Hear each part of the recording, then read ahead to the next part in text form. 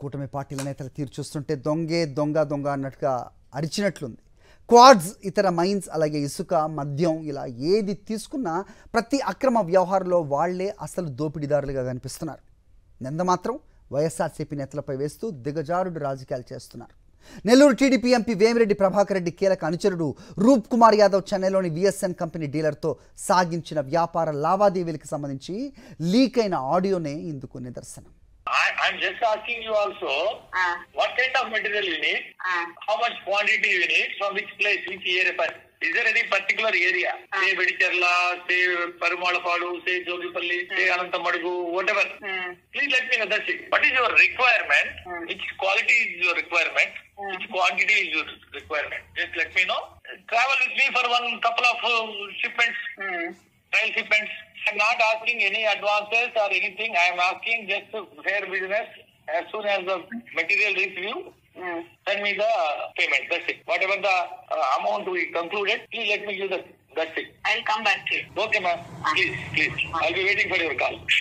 విన్నారుగా, ఈ ఆడియో రికార్డులో మాట్లాడుతున్నది ఒకవైపు టీడీపీ నేత, నెల్లూరు కార్పొరేషన్ డిప్యూటీ మేయర్ రూప్ కుమార్, మరోవైపు చెన్నైలోని విఎస్ఎన్ కంపెనీ ప్రతినిధి. నెల్లూరు జిల్లాలోని తెల్లరాయి ఖనిజం మైనింగ్ మెటీరియల్ రేటుపై డీల్ కుదుర్చుకునేందుకు ఇద్దరి మధ్య జరుగుతున్న సంభాషణ ఇది. ప్రస్తుతం ఈ ఆడియో లీక్ కావడం సంచలనంగా మారింది. హలో, రూప్ కుమార్ మాట్లాడుతున్నాను madam. Good morning. Good morning madam. ఎక్కడ మేడం? చెన్నై, నెల్లూరా? చెప్పండి మేడం. తెలుగా, ఇంగ్లీషా, ఏది బెటర్? మనం ముందు చెప్పండి. Telugu, Tamil? Telugu madam. Telugu madam. Then I know I didn't decide anything on this because I should also see what will be the consequences. Some consequences will come. Yes, 100%.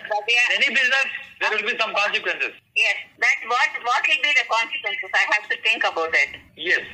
So let me think about it and I'll come back to you. Okay, ma'am. Now who are all agreed for you? Whom? నేను TDP leader రూప్ కుమార్ మాట్లాడుతున్నా. మీకు ఎలాంటి tension అక్కర్లేదు. జిల్లాలో ఏ area నుంచి అయినా mica quartz మెటీరియల్ను సరఫరా చేస్తా. క్వాలిటీ మెటీరియల్ పంపిస్తా. మీకు ఎలా పంపాలో చెప్పండి.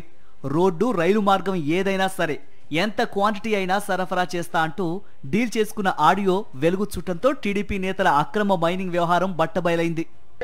I'm literally asking one question, ma'am. Yes. Give me Roop Kumar. From tomorrow onwards, I need this material. That's it. I am purchasing presently for this rate. Please let me know and tell the area and the quality of the material. That's it. No, before that, I wanted to know what the exporters agreed to with you. Because I'm asking everybody. Some people are almost all whoever I spoke with them. All of them are taking material from my side. Nellore జిల్లాలోని సైదాపురం, పొదలకూరు, చేజర్ల, ఉదయగిరి మండలంతో పాటు తిరుపతి జిల్లాలోని గూడూరు ప్రాంతాల్లో దొరికే quartz ఫెల్స్పర్, వర్ముక్లైట్ ఖనిజానికి మన దేశంతో పాటు విదేశాల్లో కూడా మంచి గిరాకీ ఉంది. ఒక్క సైదాపురంలోనే మూతపడిన గనులు 26 ఉండగా అధికారికంగా 40 ఓపెన్ క్వారీలు ఉన్నాయి. వీటిలో మరో 100 ఏళ్ల వరకు తరగని మైకా క్వాడ్జ్ నిల్వలు ఉన్నాయి. కూటమి ప్రభుత్వం రాగానే ఎంపీ వేమిరెడ్డి, ఆయన అనుచరులు రంగంలోకి దిగారు. గనుల యజమానులను బెదిరించి తమ గుప్పిట్లోకి తెచ్చుకున్నారు. చైనాతో వ్యాపారం కోసం చేసిన ప్రయత్నాలు బెడిసికొట్టడంతో 8 నెలల పాటు అనుమతులు ఇవ్వకుండా అడ్డుకున్నారు. ఆపై యజమానులతో నయానా భయానా డీలు కుదుర్చుకున్నారు. గనుల నుంచి వచ్చే ప్రతి టన్ను క్వాడ్జ్ మెటీరియల్ తాము చెప్పిన ధరకే ఇవ్వాలనే డిమాండ్ అనుమతులు ఇప్పించి వ్యాపారం చేసుకుంటున్నారు. ఈ ప్రాంతంలో నెలకు 30,000 నుంచి 50,000 టన్నుల మైకా క్వాడ్జ్ ఖనిజాన్ని తవ్వి ఎగుమతులు చేసే అవకాశాలున్నాయి.